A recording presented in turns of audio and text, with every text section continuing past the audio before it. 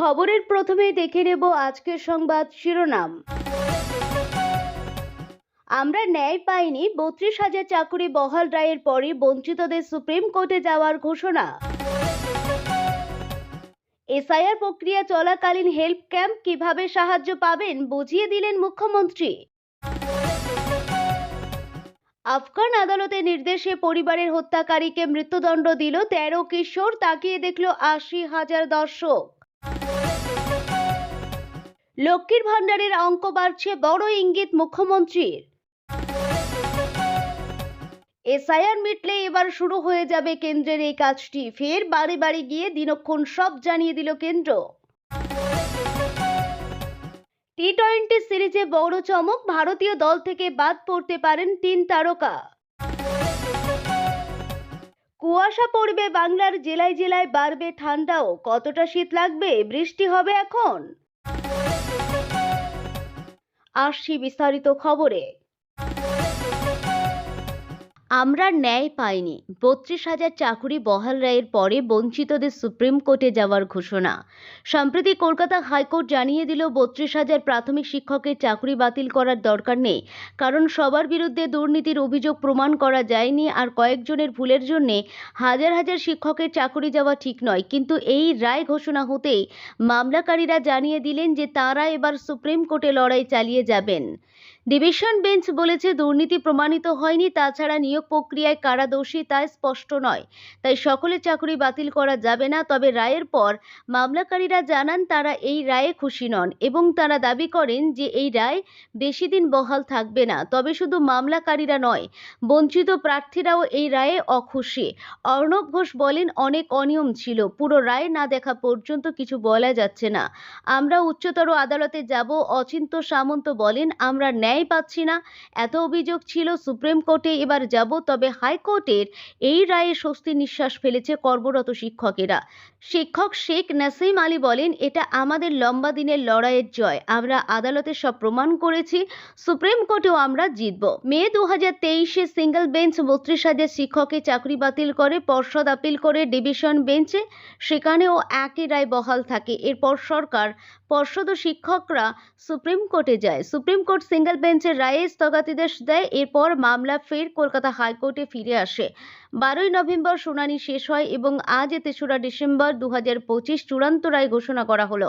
2014 টেটের পুরো নিয়োগ প্রক্রিয়া বিজ্ঞপ্তি বের হয় 6 মার্চ 2014। আবেদন করে 15 লক্ষের মতো, পরীক্ষা দেয় 13 লক্ষ, উত্তীর্ণ 1,24,000, শূন্যপদ 42,449।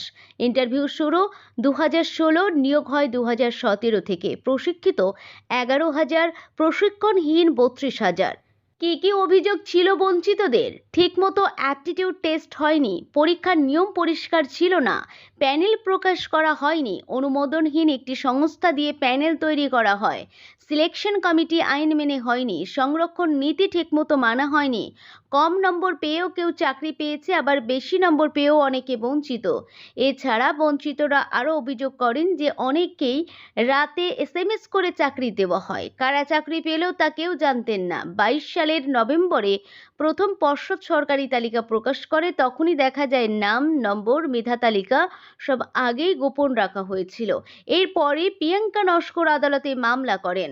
হাইকোর্টের রায়ে আপাতত স্বস্তিতে ৩২,০০০ শিক্ষক, কিন্তু বঞ্চিত প্রার্থীরা নতুন করে মামলা করার প্রস্তুতি নিচ্ছেন। ফলে 2014 টেস্ট নিয়ে লড়াই এখানেই থামছে না, এবার লড়াই হতে পারে সুপ্রিম কোর্টে। এসআইআর প্রক্রিয়া চলাকালীন হেল্প ক্যাম্প কিভাবে সাহায্য পাবেন বুঝিয়ে দিলেন মুখ্যমন্ত্রী। নির্বাচন কমিশনে চাপিয়ে দেওয়া এসআইআর প্রক্রিয়ার কারণে রাজ্যে প্রাণ গিয়েছে 39 জন মানুষের, এখনও 13 জন হাসপাতালে চিকিৎসাধীন। তড়িঘড়ি চালু করা এসআইআর প্রক্রিয়ার জন্য প্রশাসনিকভাবেও মানুষের পাশে দ্রুত দাঁড়ানো সম্ভব হয়নি, কারণ প্রশাসনের একটা বড় অংশকে এসআইআর প্রক্রিয়ার কাজে লাগাচ্ছে কমিশন। তবে এবার এসআইআর প্রক্রিয়ায় খসড়া তালিকা প্রকাশের আগেই সাধারণ মানুষকে নথি নিয়ে সাহায্য করতে বাংলার প্রশাসন চালু করছে may I help you desk. মালদাহের সভা থেকে ঘোষণা করে দিলেন মুখ্যমন্ত্রী মমতা বন্দ্যোপাধ্যায়। মঙ্গলবার নবান্নে গুরুত্বপূর্ণ প্রশাসনিক বৈঠকে সাহায্যের জন্য ক্যাম্প চালু করার সিদ্ধান্ত হয়েছিল। মালদাহের গাজলের সভা থেকে সেই ক্যাম্পের কথা ঘোষণা করে মুখ্যমন্ত্রী জানান, আমরা may I help you camp চালু করছি। আমি আগেই ঘোষণা করেছি, আজ সেটা জানাচ্ছি। 12 তারিখ থেকে may I help you camp হবে ব্লকে ব্লকে। কিভাবে সাহায্য পাওয়া যাবে সেই শিবির থেকে অল্প কথায় ব্যাখ্যা করে মুখ্যমন্ত্রী জানান, যার যা প্রয়োজন, যেটা নেই সেটা করিয়ে নেবেন। আপনার কাগজপত্র থাকলে হয়তো শংসাপত্র অ্যাপ্লাই করছেন, পাননি, চিন্তা করবেন না, ওখান থেকে পেয়ে যাবেন। একদিকে প্রশাসন যেভাবে সেই শিবিরগুলিতে সাধারণ মানুষের হারানো বা প্রয়োজনীয় নথি পেতে সাহায্য করবে, সেভাবেই সেই শিবির থেকে দলীয় কর্মী যারা বিএলএ হিসাবে কাজ করছেন তাদের জন্যও বার্তা দেন দলনেত্রী। তিনি জানান, তৃণমূল কর্মীদের বলছি, অ্যাক্টিভলি বিএলএদের কাজ করতে হবে এবং নির্বাচনের সময় যেভাবে বুথ ক্যাম্প করি মানুষকে সাহায্য করার জন্য দিনরাত এক করে পরিশ্রম করে মানুষকে সাহায্য করতে হবে। তবে শুধু নিচু স্তরের বিএলএ নয়, দলের শীর্ষ নেতৃত্বদেরও এই শিবির সম্পর্কে সচেতন করলেন তৃণমূল নেত্রী। তাদের উদ্দেশ্যে নেত্রীর নির্দেশ, যারা নেতৃবৃন্দ আছেন, দরকার হলে বাড়ি থেকে রুটি, ডাল বা দুটো ভাত ডাল সিদ্ধ, আলু সিদ্ধ করে দেবেন, তারা যাতে খাবারটা পায়। মাঝে মাঝে একটু চা করে দেবেন। যারা কাজ করছে তাদের সাহায্য করা আমাদের মানবিক কর্তব্য। আফগান আদালতের নির্দেশে পরিবারের হত্যাকারীকে মৃত্যুদণ্ড দিল 13 কিশোর। তাকিয়ে দেখল 80,000 দর্শক। স্টেডিয়াম জুড়ে ঠিক ঠিক করছে জনতা। তার মধ্যেই আদালতের নির্দেশে পরিবারের খুনির মৃত্যুদণ্ড নিশ্চিত করল 13 বছরের কিশোর। হাড় হিম সেই ঘটনা চোখ বড় বড় করে দেখল স্টেডিয়ামে উপস্থিত 80,000 জনতা। ইতিমধ্যেই পূর্ব আফগানিস্তানের খোস্ত অঞ্চলে এই ভিডিও ভাইরাল হয়েছে সমাজ মাধ্যমে, যা দেখে নিন্দায় সরব হয়েছে গোটা বিশ্ব। আফগানের স্থানীয় সংবাদ মাধ্যম সূত্রে খবর, 9 শিশুসহ একই পরিবারের 13 জন সদস্যের হত্যাকাণ্ডের ঘটনায় মঙ্গল নামী এক ব্যক্তিকে দোষী সাব্যস্ত করেছিল আফগানিস্তানের শীর্ষ আদালত। এরপর শাস্তি ঘোষণার পর গতকাল মঙ্গলবার খোস্তের একটি স্টেডিয়ামে সেই মৃত্যুদণ্ড কার্যকর হয়। মৃত্যুদণ্ড চাক্ষুষ করতে জড়ো হয়েছিলেন 80,000 বেশি মানুষ। আদালতের নির্দেশ অনুযায়ী মৃত্যুদণ্ড কার্যকর করার নির্দেশ দেওয়া হয় 13 বছরের এক কিশোরকে। যা নিয়ে রীতিমতো ক্ষোভ প্রকাশ করেছেন আফগানিস্তানের রাষ্ট্রসংঘের বিশেষ দূত রিচার্ড বেনেট। তিনি এই ঘটনাকে অমানবিক ও নিষ্ঠুর বলে অভিযোগ করেছেন। প্রসঙ্গত, আফগানিস্তানে তালিবান শাসন শুরু হওয়ার পর শরিয়ত আইনকে মান্যতা দেওয়া শুরু হয়েছে।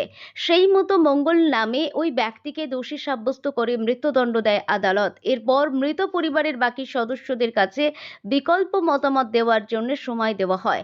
তারা দোষীকে ক্ষমা করতে চান নাকি মৃত্যুদণ্ড চান তা জানতে চাওয়া হয়। সেই মতো তারা হত্যাকারীর মৃত্যুর দাবি করেন, আর সেই মৃত্যু কার্যকর করার দায়িত্ব দেওয়া হয় 13 বছর বয়সী ওই কিশোরের উপর। স্টেডিয়াম জুড়ে ঠিক ঠিক করছে জনতা। তার মধ্যেই আদালতের নির্দেশে পরিবারের খুনির মৃত্যুদণ্ড নিশ্চিত করল 13 বছরের কিশোর। হাড় হিম সেই ঘটনা চোখ বড় বড় করে দেখল স্টেডিয়ামে উপস্থিত 80,000 জনতা। ইতিমধ্যেই পূর্ব আফগানিস্তানের খোস্ত অঞ্চলে এই ভিডিও ভাইরাল হয়েছে সমাজ মাধ্যমে, যা দেখে নিন্দায় সরব হয়েছে গোটা বিশ্ব।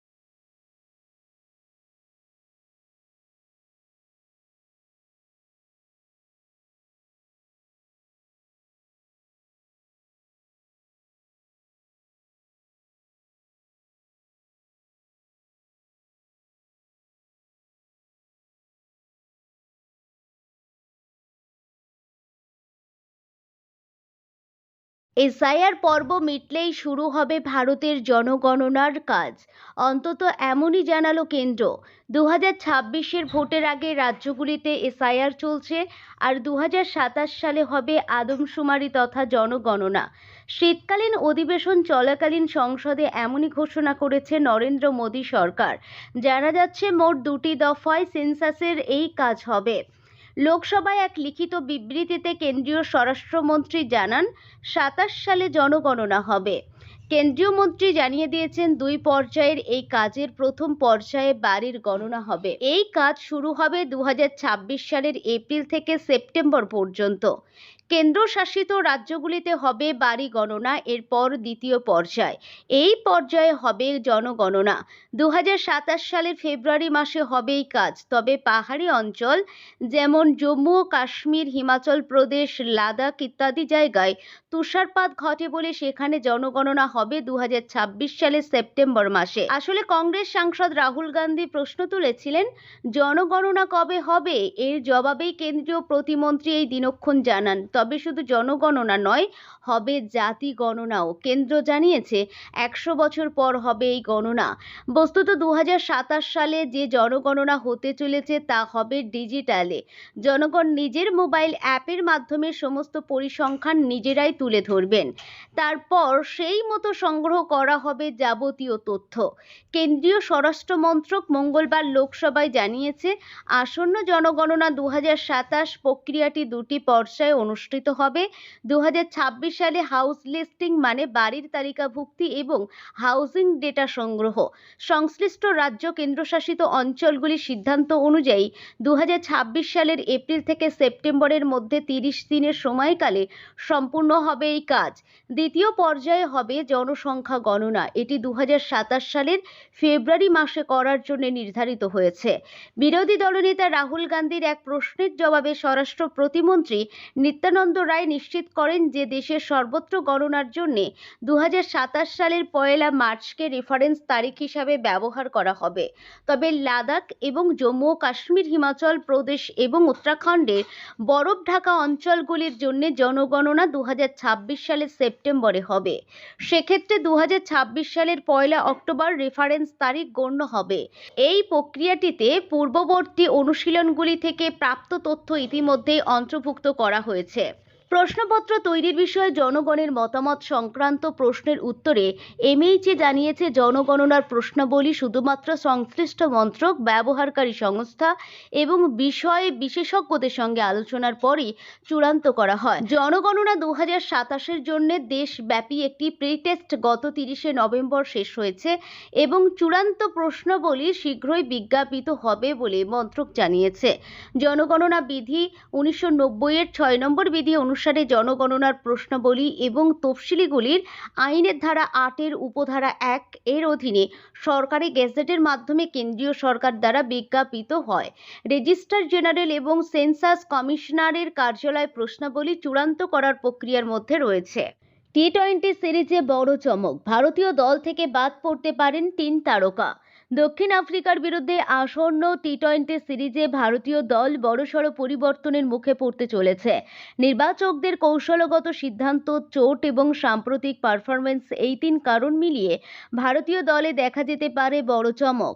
9 থেকে 19 ডিসেম্বর পর্যন্ত 5 ম্যাচের গুরুত্বপূর্ণ সিরিজে বেশ কয়েকজন তারকা ক্রিকেটারকে বাইরে রাখা হতে পারে। নতুন সিরিজকে সামনে রেখে ভারতীয় ক্রিকেট মহলে এখন সবচেয়ে আলোচিত শব্দটায় সাউথ আফ্রিকা টি-20। সবচেয়ে বড় ধাক্কা, শুভমন গিলকে হারানো। সহ অধিনায়ক হিসাবে তার ভূমিকা যেমন গুরুত্বপূর্ণ, তেমনি ওপেনিংয়ে ধারাবাহিক ব্যাটিংও দলের ভরসা ছিল। কিন্তু চোটের জন্য তিনি এই সিরিজে নেই, তাই গিলের অনুপস্থিতি নতুন সমীকরণ তৈরি করবে। নির্বাচকরা সেই জায়গায় সঞ্জু স্যামসনকে ওপেনিয়নে রাখার কথা ভাবছেন। অভিষেক শর্মার সঙ্গে তাঁর সাম্প্রতিক সাফল্যই তাকে আরও এগিয়ে দিচ্ছে। টি-20 সিরিজে বড় চমক, ভারতীয় দল থেকে থেকে বাদ পড়তে পারেন 3 তারকা। এই সাউথ আফ্রিকা টি-20 সিরিজে বাদ পড়ার সম্ভাবনায় রয়েছেন যশস্বী জয়সওয়াল। 1.5 বছরের বেশি সময় ধরে তিনি টি-20 আন্তর্জাতিকের বাইরে। মাত্র 23 ম্যাচে 723 রান করলেও বর্তমান টিম ম্যানেজমেন্ট গত কয়েক সিরিজে তাঁকে সুযোগ দেয়নি। নির্বাচকদের মতে ধারাবাহিকতা ও সাম্প্রতিক ফর্মই এখন টিম নির্বাচনে মূল মাপকাঠি। উইকেট কিপার ব্যাটার হিসাবেও বড় বদল হতে পারে। ঋষভ পন্থ দলে ফিরেছেন, ফলে জিতেশ শর্মা বাদ যাওয়ার সম্ভাবনা প্রবল। সাম্প্রতিক ম্যাচগুলিতে জিতেশের ইনিংস যেভাবে নজর কাড়েনি, তাই পন্থকে রেখে দলের ব্যাটিং অর্ডারে আরও গভীরতা আনা নির্বাচকদের কাছে বেশি গুরুত্বপূর্ণ হয়ে উঠেছে। বিশেষ করে সাউথ আফ্রিকা টি-20 সিরিজে শক্তিশালী প্রোটিয়া বোলিং আক্রমণের বিরুদ্ধে অভিজ্ঞতার দরকার পড়বে। এশিয়া কাপে চোট পাওয়া হার্দিক পান্ডিয়ার ফেরা নিয়েও দ্বিধা রয়েছে। তাঁর চোট এখনও পুরোপুরি সেরে ওঠেনি বলে জানা যাচ্ছে, তাই এই সিরিজে তিনি নাও থাকতে পারেন। তবে সুযোগ পেতে পারেন তরুণ Nitish Reddy. Fast bowling allrounder হিসাবে শিবম দুবেও থাকছেন বলে মনে করা হচ্ছে। তাঁর সাম্প্রতিক ফর্ম নির্বাচকদের আস্থা যোগাচ্ছে। সাউথ আফ্রিকা টি-20 উইকেট দুবের বোলিং বিশেষ ভূমিকা রাখতে পারে। টি-20 সিরিজে বড় চমক, ভারতীয় দল থেকে বাদ পড়তে পারেন 3 তারকা। স্পিন বিভাগে দলে থাকছেন অক্ষর প্যাটেল, কুলদীপ যাদব এবং বরুণ চক্রবর্তী। কন্ডিশন অনুযায়ী ওয়াশিংটন সুন্দরকেও রাখা হতে পারে স্পিন অলরাউন্ডার হিসাবে। নির্বাচকদের মতে দক্ষিণ আফ্রিকার ব্যাটিং লাইন আপকে থামাতে স্পিনারদের ভূমিকা হবে গুরুত্বপূর্ণ, বিশেষ করে মাঝের ওভার। জোরে বোলিং আক্রমণে থাকছেন জসপ্রীত বুমরা, অর্শদীপ সিং এবং হর্ষিত রানা। বুমরার মতো বিশ্বের অন্যতম সেরা পেসারকে কেন্দ্র করে বোলিং লাইন আপ সাজানো হচ্ছে। সাউথ আফ্রিকা টি-20 সিরিজে পেসারদেরই বড় পার্থক্য করে দিতে হতে পারে। সব মিলিয়ে এই সিরিজে ভারতের দল গঠনে আসছে উল্লেখযোগ্য পরিবর্তন। 3 তারকা ক্রিকেটারের বাদ পড়ার সম্ভাবনা যেমন চরম সৃষ্টি করেছে, তেমনি নতুন মুখের আগমনও উচ্ছ্বাস তৈরি করেছে ক্রিকেট ভক্তদের মধ্যে। দক্ষিণ আফ্রিকার মাটিতে সবসময় লড়াই কঠিন, আর সেই কারণেই নির্বাচকরা চাইছেন সবচেয়ে ভারসাম্যপূর্ণ দল নামাতে। এখন দেখার ঘোষিত ভারতীয় দল কতটা চমক নিয়ে সামনে আসে। কুয়াশা পড়বে বাংলার জেলায় জেলায়, বাড়বে ঠান্ডাও। কতটা শীত লাগবে, বৃষ্টি হবে এখন? পশ্চিমবঙ্গে ঠান্ডার কামড় কিছুটা বাড়তে চলেছে। আলিপুর আবহাওয়া দপ্তরের তরফে জানানো হয়েছে, এই দুদিন জেলায় জেলায় সর্বনিম্ন তাপমাত্রা 2 ডিগ্রি থেকে 3 ডিগ্রি সেলসিয়াস কমে যাবে। পরবর্তী 3 দিনে অবশ্য সর্বনিম্ন তাপমাত্রা তেমন কোনো পরিবর্তন হবে না। আর আপাতত শুষ্ক থাকবে উত্তরবঙ্গ এবং দক্ষিণবঙ্গের আবহাওয়া। বৃষ্টির কোনো সম্ভাবনা নেই। তাপমাত্রা ধীরে ধীরে কমবে। সপ্তাহান্তে শীতের আমেজ কিছুটা বাড়বে বলে জানিয়েছেন আবহাওয়াবিদরা। বৃহস্পতিবার, শুক্রবার, শনিবার, রবিবার, সোমবার এবং মঙ্গলবার উত্তরবঙ্গের সব জেলায়, দার্জিলিং, জলপাইগুড়ি, কালিম্পং, আলিপুরদুয়ার, কোচবিহার, উত্তর দিনাজপুর, দক্ষিণ দিনাজপুর এবং মালদা আবহাওয়া শুষ্ক থাকবে। একইভাবে বৃহস্পতিবার, শুক্রবার, শনিবার, রবিবার, সোমবার এবং মঙ্গলবার দক্ষিণবঙ্গের সব জেলার, কলকাতা, হুগলি, উত্তর 24 পরগনা, দক্ষিণ 24 পরগনা, পূর্ব মেদিনীপুর, পশ্চিম মেদিনীপুর, ঝাড়গ্রাম, পুরুলিয়া, বাঁকুড়া, পূর্ব বর্ধমান, পশ্চিম বর্ধমান, বীরভূম, মুর্শিদাবাদ এবং নদিয়ায় আবহাওয়া শুষ্ক থাকবে। বৃহস্পতিবার সকালের দিকে উত্তরবঙ্গের প্রতিটি জেলায়, দার্জিলিং, জলপাইগুড়ি, কালিম্পং, আলিপুরদুয়ার, কোচবিহার, উত্তর দিনাজপুর, দক্ষিণ দিনাজপুর এবং মালদায় একটি বা দুটি অংশে হালকা থেকে মাঝারি কুয়াশা পড়তে পারে। কোনো কোনো জেলায় ঘন কুয়াশার সতর্কতা জারি করা হয়নি, তবে কিছুটা কমে যাবে দৃশ্যমানতা। বৃহস্পতিবারের সকালের দিকে দক্ষিণবঙ্গের সব জেলায়, কলকাতা, হুগলি, উত্তর 24 পরগনা, দক্ষিণ 24 পরগনা, পূর্ব মেদিনীপুর, পশ্চিম মেদিনীপুর, ঝাড়গ্রাম, পুরুলিয়া, বাঁকুড়া, পূর্ব বর্ধমান, পশ্চিম বর্ধমান, বীরভূম, মুর্শিদাবাদ এবং নদিয়া একটি বা দুটি অংশে হালকা থেকে মাঝারি কুয়াশা পড়বে। কোনো জেলায় ঘন কুয়াশা পড়বে না। কিছুটা দৃশ্যমানতা কমে যাবে, কিন্তু কোনো রকম সতর্কতা জারি করা হয়নি।